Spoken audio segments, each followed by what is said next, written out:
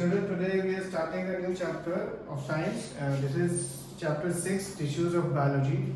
I'll be sending you the notes step by step, not the whole notes, step by step. I'll be sending you the notes. All the notes which I send of this chapter will be in question answer format. And a couple of questions, sometimes I'll just tell them where exactly is the answer there in the textbook, because of some questions the answer is totally given in the textbook, so you have to write it from there. Again, in this is a biology chapter, so remember one thing, there is absolutely no shortcut to learning. You will have to learn, otherwise you will not be able to write the things in the exam. Okay, so learning, there is no shortcut to it. After you understand it one time, two times, then you have to learn it, you have to learn the terms, you have to learn the questions, you have to learn the definitions, etc. Anyway, the name of the chapter is tissues, and if you see the definition of tissue, a group of cells that are similar in structure and work together to achieve a particular function forms a tissue. We will firstly see there are two types of tissues. One is plant tissue and one is animal tissue. And first, of course, we will be discussing plant tissue. Now, if you see, what do you think is the most basic and fundamental difference between a plant and animal? Think. If you think, you will realize that the most fundamental difference is animals can move from one place to another.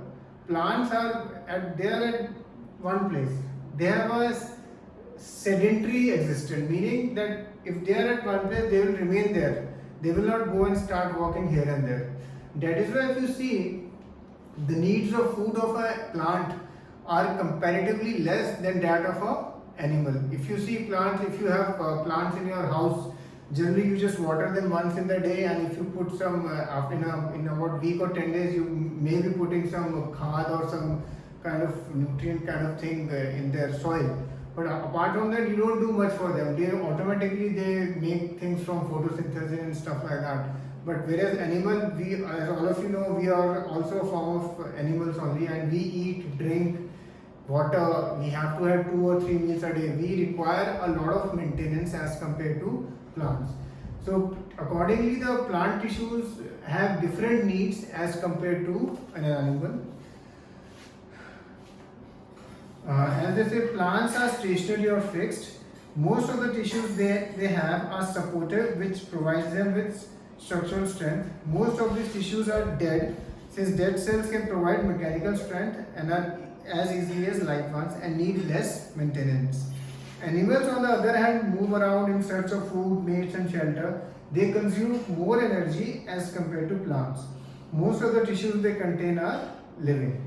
Now, you must have seen one thing, that for example, in animals, in our body, if you see, our nails keep on growing, our hair also grow, but our height, after a certain height, we have reached and it stops growing. So some parts of an animal, they grow up till a certain time and then they stop growing. Whereas some parts like nails or hair, they keep on growing. So similarly, in plants, they have some parts which keep on growing throughout their life and some parts which do not grow all the time. For example, if we cut a tree at the base of the stump, okay, if we cut it there, then it cannot grow back, okay. But if you cut a branch, then if you see, after some time the branch will come back, okay. One difference between animals and plants is the pattern of growth. The growth in plants is limited to certain regions, while this is not so in animals. There are some tissues in plants that divide throughout their life. These tissues are localized in certain regions based on the dividing capacity of the tissues. Various plant tissues can be classified as growing or meristematic tissue and permanent tissue. Cell growth in animals is more uniform, so there is no such demarcation of dividing and non-dividing regions in animals. Now the thing is, this meristematic tissue, they do activity. If you see on figure 6.1 to illustrate the difference even more, there are 2 onion bulbs and they have kept it in some water. If you see, you can see the roots in both in the figure. In figure 6.1, you can see the roots in both the onions.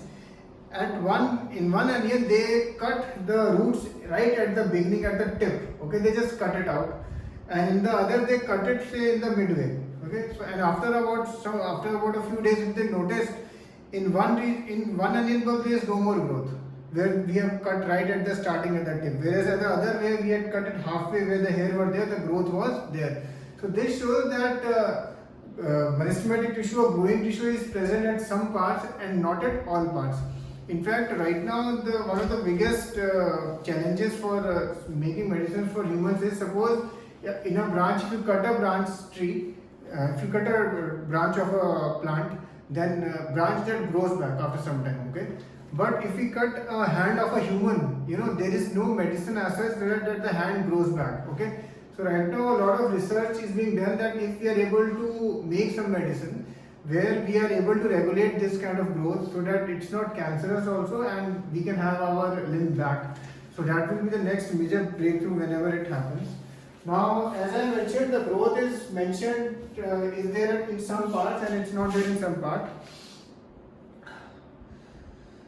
What is a meristematic tissue? Meristematic tissue is the dividing tissue present in the growing regions of the plant, and there are three types. There are three types now. If you see the figure 6.2, first is apical meristem.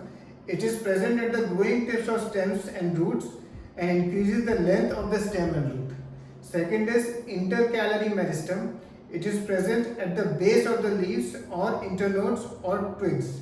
And last is lateral meristem. The girth, the width of the girth of the stem or root increases due to lateral meristem. Now, next is permanent tissue, and permanent tissue is of two types. One is simple permanent tissue and one is complex permanent tissue. First of all, what is a permanent tissue? When cells of meristematic tissue lose their ability to divide, they form permanent tissue. The process of taking up a permanent shape and size and function is called differentiation. Okay, that process is called differentiation. It is different from the word different. Okay, just remember that. Now, first we will see a few types of simple permanent tissue. First, the most basic type is, you can say, parenchyma. A few layers of cells form the basic packing tissue. Its cells have thin cell walls and they are usually loosely packed. They are like cells. This tissue provides support and also stores food. Then next is chlorenchyma. As the word chloro, you must be identifying it with chloroplast. When it contains chlorophyll and performs photosynthesis, then it is called chlorenchyma. Then one is arenchyma. In aquatic plants, large air cavities are present in parenchyma, due to which plants float, and then it is called arenchyma. Now, one more is there which is known as collenchyma. The flexibility in plants is due to another permanent tissue called collenchyma. It allows easy bending in various parts of a plant leaf without breaking. It also provides mechanical support to the plants. Now, all these types, we are discussing 4-5 types, I will be giving you very clearly, okay, separately, so that it is easier for you to remember. Now, all of you must have seen a coconut, and in coconut, if you see the outside, there are hairs, okay, so we'll just talk about that now. Another type of permanent tissue is sclerenchyma. It is a tissue which makes the plant hard and stiff. We have seen it in the husk of a coconut. It is made up of sclerenchymatous tissue. The cells of this tissue are dead, they are long and narrow. The walls are thickened due to lignin. Many times they ask what is lignin. Now, lignin definition is also very clearly written. It is a chemical substance which acts as a cement and hardens them. Now, many times you must have seen in the documentaries, or if you have gone to Rajasthan, or if you ever visited a desert, the desert plants are slightly different than from normal plants. Normal plants, they lose a lot of water through a process called transpiration, in which from their leaves the water evaporates. Now, if such plants were present in desert also, in desert, as you know, as it is, water is available in a very less quantity, so they will die very quickly. So to prevent that, they have an outer covering. Okay, so we'll just read about that. Now, the outermost cells of layers is called epidermis. It has various adaptive features. In plants living in dry habitats, the epidermis is thick to protect against water loss. Epidermal cells on aerial parts of plants secrete a waxy, water-resistant layer on outer surface to protect against water loss and cell injury and cell invasion by fungi. Cells of epidermal tissue form a continuous layer without intercellular spaces. So what will happen? They will lose less water due to transpiration. And what is the definition of transpiration? Transpiration is the loss of water in the form of vapor. Now lastly, we will just talk about suberin. Now there is a many times now they will ask definition of lignin and suberin. Okay, so both suberin and lignin are totally different. So we'll just read about it. As plants grow older, the outer protective tissue undergoes certain changes. A strip of secondary meristem replaces the epidermis of the stem. Cells on the outside are cut from this layer. This forms the several layer thick cork or bark of a tree. Cells of cork are dead and completely arranged without intercellular spaces. They also have a chemical called suberin in their walls, and that makes them impervious to gases and water. Impervious means the gas and water cannot penetrate inside of them. Now up till here, I will be sending you questions and answers. Basically, there will be around 13 questions which I will be sending you with the answers, okay? And then you have to start writing them, okay? Cheers.